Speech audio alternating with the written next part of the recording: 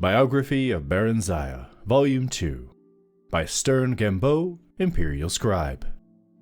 The first volume of the series told the story of Barenziah's origin, heiress to the throne of Mournhold until her father rebelled against His Excellency Tiber Septim I and brought ruin to the province of Morrowind.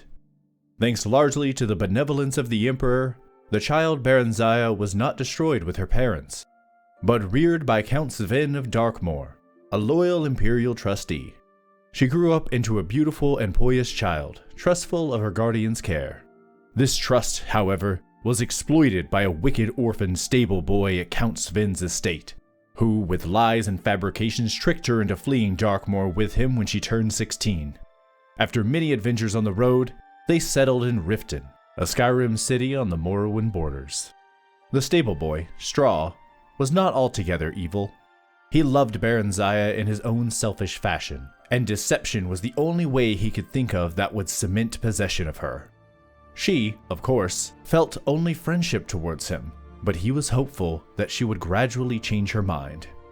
He wanted to buy a small farm and settle down into a comfortable marriage, but at the time his earnings were barely enough to feed and shelter them.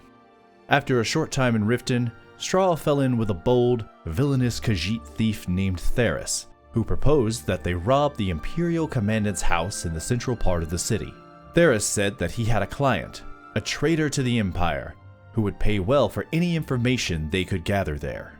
Barenziah happened to overhear this plan and was appalled. She stole away from their rooms and walked the streets of Riften in desperation, torn between her loyalty to the Empire and her love for her friends. In the end, loyalty to the Empire prevailed over personal friendship, and she approached the Commandant's house, revealed her true identity, and warned him of her friend's plan. The Commandant listened to her tale, praised her courage, and assured her that no harm would come to her.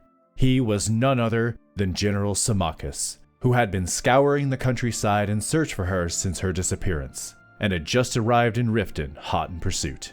He took her into his custody and informed her that, far from being sent away to be sold, she was to be reinstated as Queen of Mournhold as soon as she turned 18. Until that time, she was to live with the Septim family in the newly built Imperial City, where she would learn something of government and be presented at the Imperial Court. At the Imperial City, Barenziah befriended Emperor Tiber Septim during the middle years of his reign. Tiber's children, particularly his eldest son and heir Pelagius, came to love her as a sister. The ballads of the day praised her beauty, chastity, wit, and learning.